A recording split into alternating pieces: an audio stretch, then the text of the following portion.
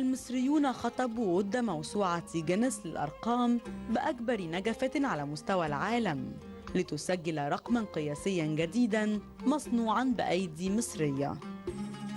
تلك النجفة العملاقة التي تماثل مبنى مكونا من 6 طوابق يبلغ ارتفاعها نحو 17 مترا بقطر يبلغ 17 مترا، وتم تقسيم العمل بها إلى عدة مراحل إلى حين الوصول إلى المرحلة النهائية، وقد اشترك في تصنيعها وتركيبها أكثر من 90 مهندساً وفنياً وعاملاً.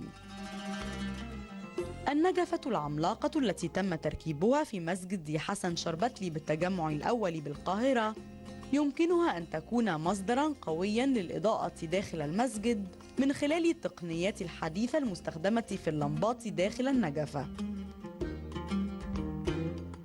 بدأنا في المشروع وابتدينا نعمل الرسومات بتاعته ونشوف الحلول الفنية بتاعته، وبدأ بقى العمال والمهندسين الموجودين في المصنع يبتدوا ينفذوا في المشروع. بعد ما بدأنا وابتدينا نفذنا الحمد لله المنتج بنجاح وركبناه في المسجد. ابتدينا ندور، يعني خطر في بالنا ان ممكن يكون دي فعلا اكبر نجفه في العالم. احنا دخلنا فيها واحنا ما كناش عارفين احنا نعمل اكبر نجفه، يعني احنا دخلنا فيها كنوع من التحدي. المصلي لما بيتواجد في المسجد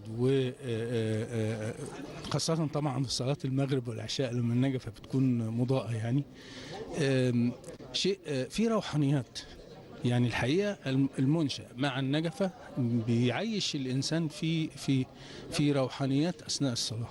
الحجم العملاق للنجفة الذهبية لا يعد ميزتها الوحيدة، فقد جاء تصميمها على الطراز الإسلامي المتفرد في المضمون والشكل على يد المهندس أمير أحمد، حيث صنعت بالكامل من النحاس وطلي أكثر من 2000 متر من السلاسل والمواسير بالذهب الخالص ليبلغ إجمالي وزنها 3 أطنان. كان الاتجاه ان انا نعبر عن المفاهيم التقليديه بصوره مودرن تتناسب مع روح العصر، فخدنا مفهوم زي شكل على سبيل المثال شكل المتمن في العماره الاسلاميه شكل هندسي مهم جدا بيعبر عن عرش الرحمن.